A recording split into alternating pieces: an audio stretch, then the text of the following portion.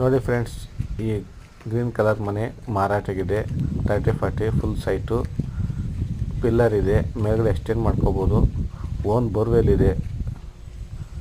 ಇದು ಅರ್ಶಿಣಕುಂಟೆ ವಿನಾಯಕ್ ನಗರ, ಅರ್ಶಿಣಕುಂಟೆ ವಿನಾಯಕ್ ನಗರದಲ್ಲಿ ಬರುತ್ತೆ. ಇದು ಓನ್ ಬೋರ್ವೆಲ್ ಇದೆ. 30-40 ಸೈಟು, ಮೇಲ್ಗಡೆ ಕಟ್ಕೋಬೋದು.